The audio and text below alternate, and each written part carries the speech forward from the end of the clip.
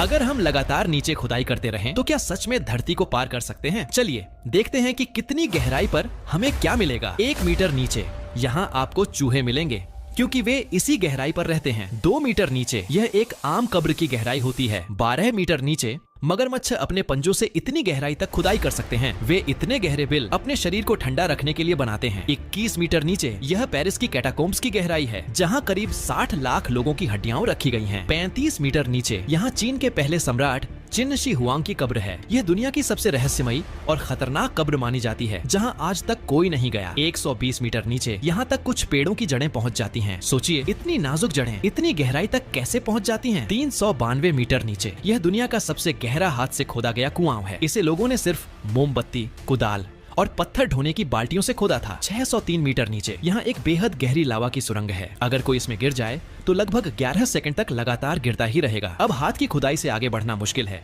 इसलिए हमें अब बड़ी ड्रिल मशीन की जरूरत होगी। 2.1 किलोमीटर नीचे ये क्रूबेरा गुफा की गहराई है, जो दुनिया की सबसे गहरी प्राकृतिक गुफा मानी जाती है। अब हम इतने नीचे पहुंच चुके हैं कि यहाँ कोई जीव जंतु नहीं मिलता, लेकिन 6 किलोमीटर नीचे यहाँ तक छोटे जीवाणु, माइक्रोब्स जिंदा रह सकते हैं। 12.2 किलोमीटर नीचे यह सोवियत संघ द्वारा की गई अब तक की सबसे गहरी खुदाई का रिकॉर्ड है। यहाँ तापमान 300 डिग्री सेल्सियस से ज्यादा था और खुदाई के दौरान अजीब आवाजें सुनाई दी, जिससे वैज्ञानिक डर गए और खुदाई रोक दी गई। 12.3 किलोमीटर नीचे ये जेड 44 तेल कुआओं की गहराई है, जो इंसानों की अब तक की सबसे गहरी खुदाई है। लेकिन सोचिए यह भी धरती का सिर्फ 0.2% हिस्सा ही है। तो दोस्तों अब आप बताओ अभी टाइम क्या हुआ है?